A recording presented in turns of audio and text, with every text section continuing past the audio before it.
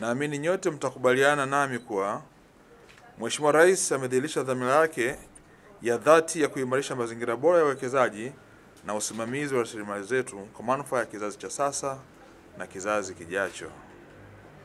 Aidha, wakati wote Mheshimiwa Rais ameendelea kuhimiza uwajibikaji, utawala bora na mshikamano wa kitaifa, mambo ambayo yamekuwa chachu na kutupa msukumo wa kuboresha utendaji wa siku hadi siku katika wizara yetu. Hivi sasa tunashuhudia mabadiliko mengine makubwa ya benki yetu kuu kuendelea kuwa na hifadhi ya dhahabu. Ilionekana kama jambo ambalo haliwezekani, lakini tulifanya mabadiliko ya sheria ya kulazimu sheria ilitoa ulazima kuhakikisha kwamba kiasi cha dhahabu kinatengwa kwa ajili ya kununuliwa hapa ndani, na BOT ametumia nafasi hiyo na mpaka hivi sasa wanafanya vizuri.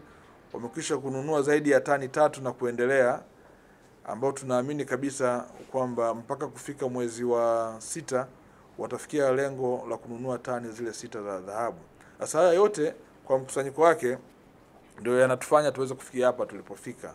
Tuna mpango maalum wa kuhakikisha tunafanya utafiti wa kina wa madini katika nchi yetu ya Tanzania ili tuweze kubaini madini tulionayo na kwa kiwango gani, ili uweze kuvutia uwekezaji mdogo, wakati na mkubwa.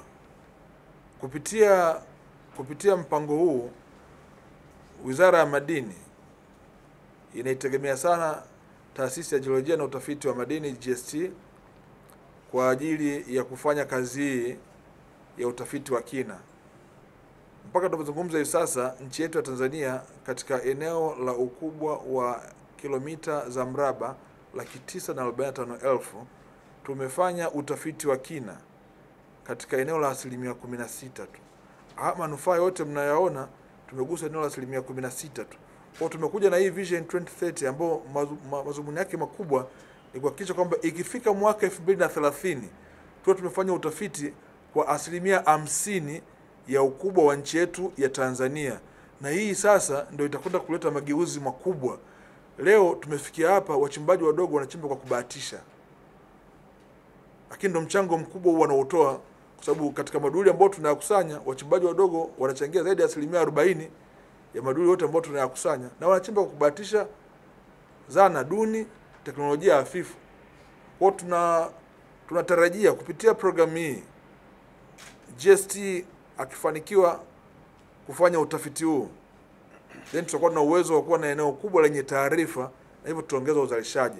Na kwa mwaka huu mipango yetu ikienda sawa sawa, tunategemea kurusha ndege kwa ajili ya kupiga picha ardhi, na kwa hiyo itapelekea kwenda kufanya utafiti wa kina.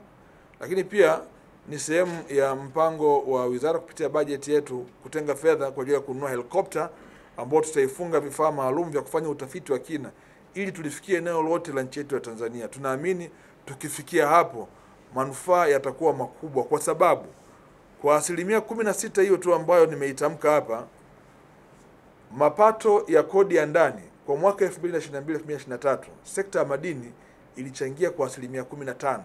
Sisi tulichangia kwa shilingi trilioni 2.1 kwa ajili ya mapato ya kodi ya ndani. Lakini katika mwaka huo huo sekta hii ndo iliongoza kwa kuingizia nchi fedha za kigeni. Zaidi ya 56% ya fedha zote za kigeni zitokana na sekta ya madini. Bidhaa za madini ambazo ziliuzwa nje ya nchi zilikuwa zina thamani ya dola bilioni 3.6. Lakini katika mwaka huo huo pia fedha ambazo zilikuwa transacted katika vituo vya ununuzi na masoko ya kwenye madini ilikuwa ni zaidi ya shilingi trilioni 1 na bilioni 700.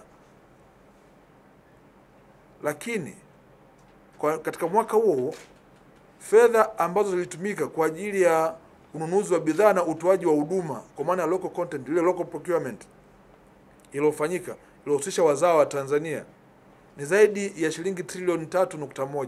Sasa unajiuliza, kama unaweza kupata manufaa makubwa haya yote na mkiwa mmepima eneo dogo tu la nchi yetu ya Tanzania, what if tukifika 50% mwaka 2030 ndio manufaa makubwa tutayapata, uzalishaji utaongezeka, na tukifikia huko hata mchango wa sekta kwenye pato la taifa utaongezeka sana.